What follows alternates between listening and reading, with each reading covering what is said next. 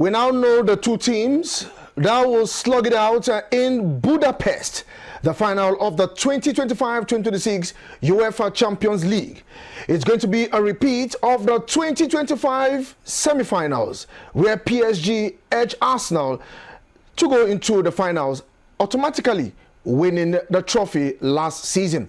Now it is back-to-back for Luis Enrique, back-to-back for Paris Saint-Germain, back-to-back for Ousmane Dembele. But they'll be meeting a team that is yet to lose a game in the UEFA Champions League this season.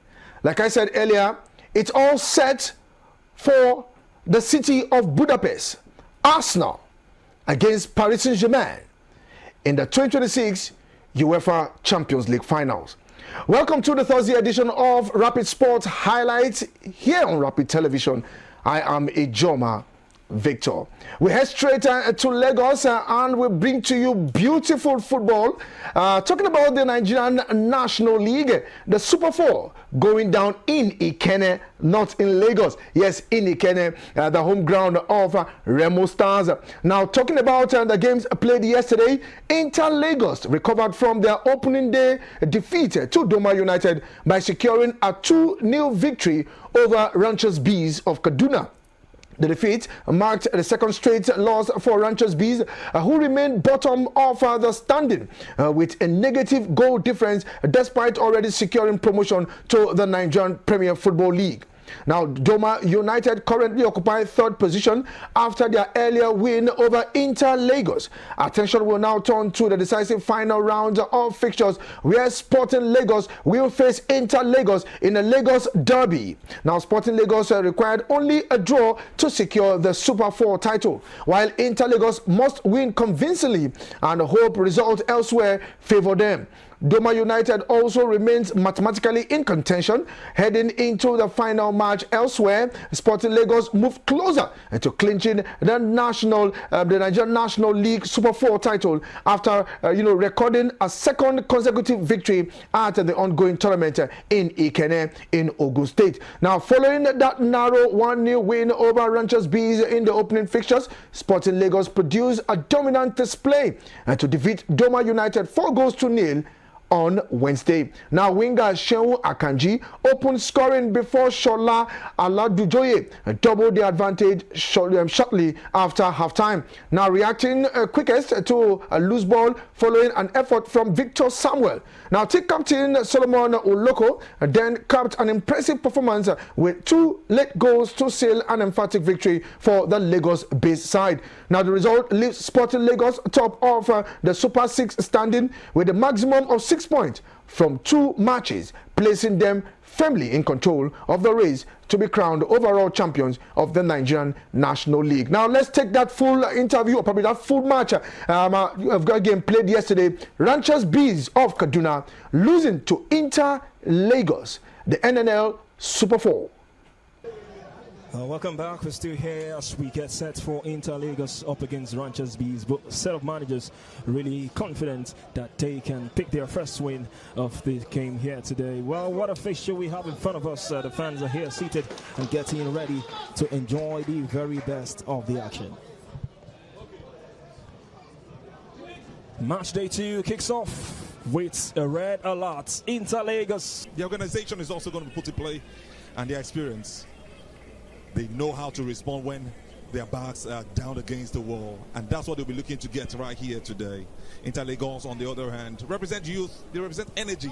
You've seen them show that fearless attacking football, and just like their coach mentioned, Giwa, he said they impress in spells, and they're looking to do that again in this game. Well, talking about the starting lineups, Ranchers Bees coach Ahmad has made a raft of changes to his starting lineup. 6 changes as he looks to get his first win. Usman Shewujika comes in, and there's Stephen Ayuba in goal for Ranchers Bees. Ahmed Musa, not the governor, in the starting lineup, and at the end of that strong challenge, it was Adam Usman who actually brought him down in that situation. Just had to clip his foot. Well controlled ball from Gafar, always ready. Still the greatest menace they have, Ranchers Bees. Frankie comes in, crossing to the box, almost fumbling that. Steven Ayuba. Will be gracious. He has the starting bid ahead of Emmanuel Daniel. Here comes Inter Lagos now. Here's Bayo. Bayo, Scott back comes in, and who was there to hit? Kuyum strike! Hit with so much venom. And for all the hard work, Inter Lagos are in front. He's not been afraid to hit them from distance, but this time, from 12 yards, Kuyum strike. No chance to Ayuba Steven. And Inter Lagos are in front. Great work from Bayo. And Kuyum will hit this one with so much power. And the side from Lagos have gotten their very first goal in this Super 4 playoffs. And that's the way to get it. That man gets to go into the back of the net. And how did it all start? Beautiful move from Adebayo Oyedele. Getting the ball to his teammate on that side, Bashiru Hassan. Cuts the ball back. Well deflected. And what did we see? Kuyum waiting just outside the box. That man has really been asking the questions. Hits it really hard and low into the bottom corner, right into the back of the net. And just the first way, or the best way to get the first goal for them. What a joy. Finally, they are showing precision. Precision finally. 3 minutes into the second 45. Rangers Bees 0, Inter Lagos 1.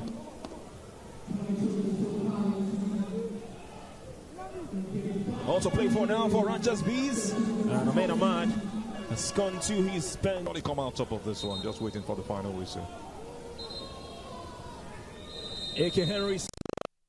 Okay, that was the game between Inter Lagos and Rangers Bees of Kaduna. Yes, ended 2-0 in favor of Inter Lagos. Meanwhile, in the other game played later, Sporting Lagos demolished Doma United by 4-0. So it is 2 out of 2 for Sporting Lagos, getting 6 points on the table. Now, Inter Milan followed closely, probably Inter Lagos, not Inter Milan. Inter Lagos second on the log with 3 points, and Doma United, though won their first game, also have 3 points. Now it is all to play for the last day, that is tomorrow, because it is a rest day today, no activities at all. But for Sporting Lagos, they will hope to win their next game. They just need only a draw, and they will lift the championship. Talking about the Nigerian National League, that's we are looking for the champion. But the 4 teams already, Inter Lagos, Sporting Lagos, Doma United, and Rangers Bees, are already through to promotion to the MPFL. Now we head straight to Iran, where the Iranian FA chief Mahdi Taj has disclosed that FIFA must guarantee safe access and respectful treatment for its delegation, specifically regarding officials linked to the Islamic Revolutionary Guard Corps (IRGC) aimed visa dispute. Now, Taj made the remark amid growing diplomatic tensions and uncertainty surrounding travel arrangements for the Iranian officials ahead of the FIFA World Cup, which will be co-hosted by the United States, Canada, and Mexico. Now, he said that the Iranian national football team qualified for the World Cup and has the right to compete. We need a guarantee. We need guarantee there for our trip that they have no right to insult the symbol of our system, especially the Islamic Revolutionary Guard Corps. Taj told this is something they must pay serious attention to if there is such a guarantee and the responsibility is clearly assumed. Then an incident like what happened in Canada will not happen again. Now, Iran's participation in the World Cup has been in question since the USA and Israel launched an airstrike on the Islamic Republic in late February. So let's have a point out. The World Cup is just next month. And we hope that all these actually put to bear, and let's see how we'll have a beautiful World Cup come the month of June. And let's tell you that Paris Saint-Germain have stepped up their pursuit for Victor Osimhen. A report indicating that the League One champions are willing to engage in negotiation over 150 million euros valuation placed on the striker by Galatasaray. Now, Galatasaray are understood to be firm in their stance that the Nigerian international will only be sold if their asking price is met in full. Now, Osimhen remains under contract with the Istanbul club until 2029, strengthening their position ahead of the summer transfer window. Now, PSG renewed interest is reportedly linked to manager Luis Enrique's desire to add a more physical and direct attacking option to his squad.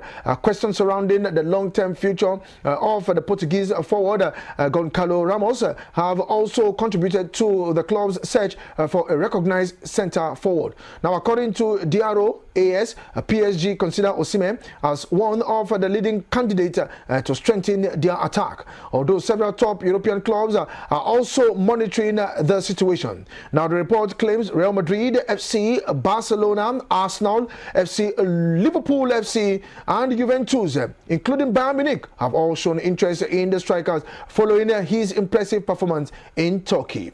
FIFA licensed agent Mathil Halis believes Osimhen would be particularly well suited to Real Madrid, citing the club's need for a natural centre forward since the departure of Karim Benzema. Now, Halis added that the Nigerian versatility and also work rate could complement attacks such as Kylian Mbappe and Vinicius Jr., allowing them to operate more naturally in wide areas. Now, Osimhen has enjoyed a prolific spell at Galatasaray, registering 57 goals in 16 assists in 73 appearances for the Turkish champions. His combination of pace, aerial strength and pressing ability has established him as one of Europe's most highly rated forward. Now, despite ongoing transfer speculations, the striker has consistently expressed his satisfaction with life in Istanbul, praising the support he has received from Galatasaray fans.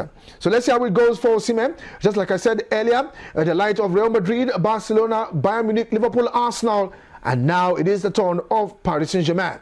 The highest bidder will definitely take him home. He has contract until the end of 2029, but anything can still happen. If you have your 150 million euros, please table it to the Galatasaray champions of the Turkish league. I will head straight to UEFA Champions League game played yesterday. It is 1-1 draw. Yes, Bayern Munich coming from behind to draw that game against PSG with a game of intense pressure from the fans and others. But let's enjoy that highlight. Bayern 1, PSG 1.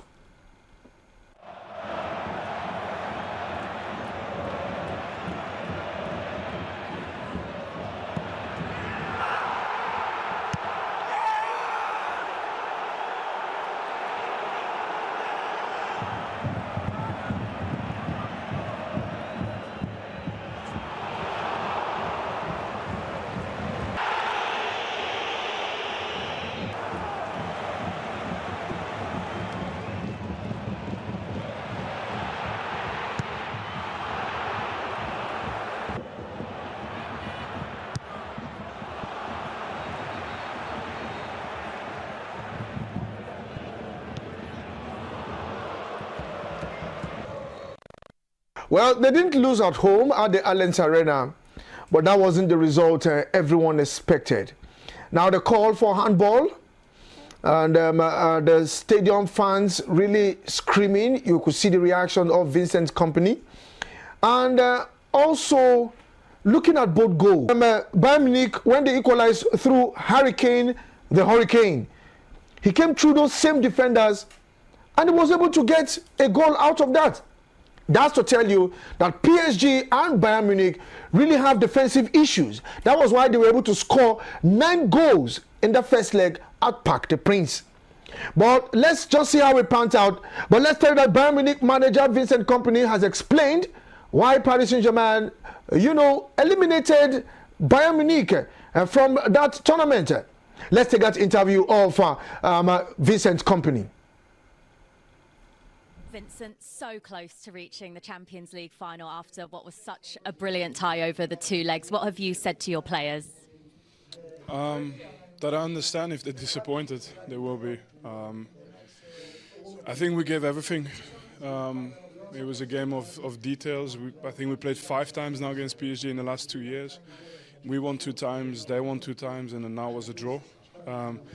So it's just been that kind of game every single time. And then obviously we have to look at some of the phases that were decided as well by the officials across the 2 games, which it's never an excuse for everything, but it matters. And if you look at both legs, you know, probably too much went against us. But the guys gave everything, and we tried against a fantastic PSG team. You mentioned the officials. How aggrieved can you feel about the 2 handball incidents from the first half? I think on the handball situation, I get the rules. So the very first one, it goes first to his body, then to his hand. It's close range. It hits his body first, then it bounces off to his hand. And they say that obviously because of the trajectory of the cross, that's why they gave a penalty. And then the second one, the hand is there in the air, he hits it, but because it's from his own teammate, then it's not a penalty. But if you look at both phases, a little bit of common sense, and it's just ridiculous. You know, whatever needs to happen, but it's ridiculous, and that's it doesn't tell the whole game, but you know, it's a 1-goal game in the end. And then the second yellow card today in the first half, I thought he was giving it.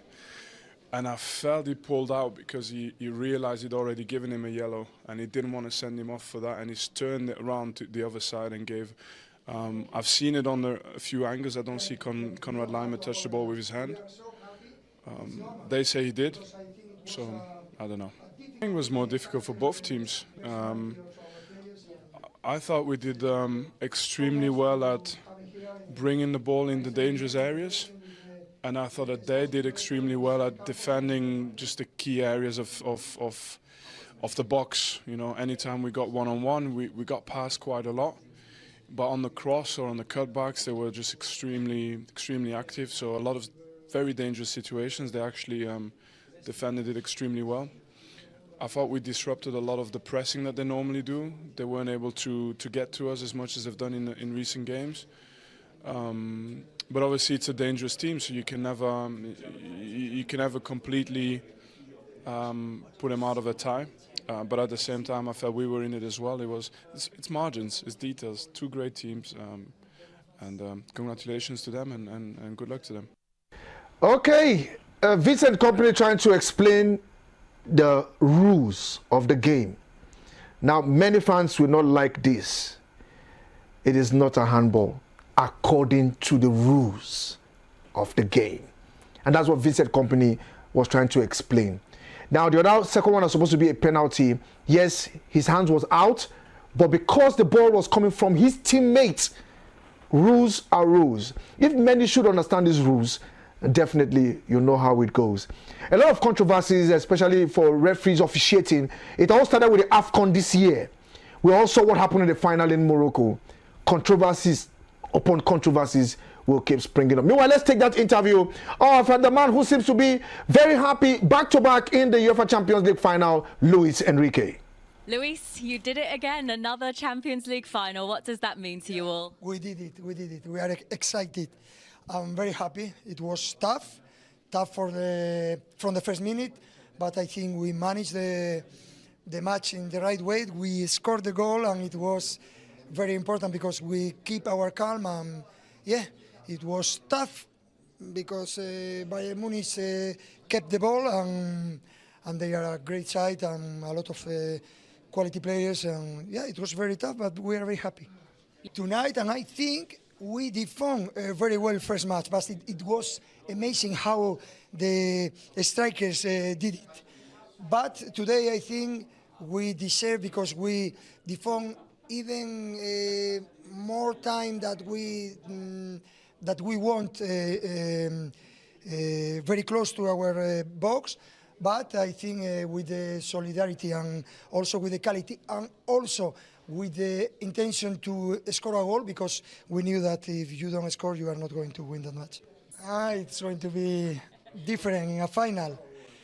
But anyway, Mikel Arteta, they did it great, and they deserve to go through the final. They are doing, they have been performing the whole season at a high level. They were unbelievable during the whole season, but it's a final. They want to win it. I think it's going to be they are first, and we want to continue with making history in Paris, and to making history, we need to win the second one in a row. Well, it has been an interesting season in this season. Yes, the season 2025-2026 season. Trying to take those words from Luis Enrique. Arsenal on top of the table in the English Premier League, and Paris Saint-Germain on the table in the French Ligue 1. So the final will be in Budapest. Arsenal against Paris Saint-Germain. What a battle on the 24th of May 2026. It will be a perfect revenge for Arsenal, because they want to get that one back. But for Luis Enrique, he has defeated about 4 to 5 English teams this season. Go and ask Newcastle United, go ask Chelsea, and go ask Liverpool, all from Paris Saint-Germain and Luis Enrique. But let's see how it pans out. Now we'll put icing on the cake before we leave the studio. We will tell you that Paris Saint-Germain winger Ousmane Dembele is now one of the new favorites to win the 2026 Ballon d'Or prize. Now Dembele has been in sensational form for the Ligue 1 giant as they reach the finals, where they will play Arsenal. Yes, they will play Arsenal in the final. The 28-year-old scored 3 times against Bayern as they won their semi-final tie 6-5 on aggregate. Now Paris Saint-Germain are set to track and to retain their title in France, which they will be, yes, it will be led by Ousmane Dembele, winning the Ballon d'Or back-to-back. Now, based on recent performance and betting market indicators, now Dembele is ranked ahead of a mix of established superstars and rising talent across Europe. Now, another of the Frenchman is no other person but Varishilya. Now, he's another hot favorite for the award. Now, Bayern Munich's Ikenne has seen his chance dropped after their elimination, while Kylian Mbappe of Real Madrid is still in the running. Now, the top 5 contenders for the Ballon d'Or this year, we have number 1 Ousmane Dembele from Paris Saint-Germain. We also have Varishilya from PSG, Ikenne the Hurricane from Bayern Munich, Lamine Yamal of Barcelona, and to wrap it up this morning is Kylian Mbappe. So let's see how it goes Ballon d'Or later this year. And this is where we'll blow the final whistle on the show this morning. It has been an interesting one for me, especially talking about the UEFA Champions League semis that has gone down. Now we have the finalists. On top of the hour of 9 a.m., it will be the big conversation. And as the usher on the Empire, I will usher in the 2 defenders. That is Mata and Victor. Victor will be wearing jersey number 5, standing between the stick in front of the goalkeeper, while Mata will be supporting up front, just like the same way Lewis Skelly doing for Arsenal. I still remain Ijoma Victor. Do you have yourself a beautiful day ahead? Good morning.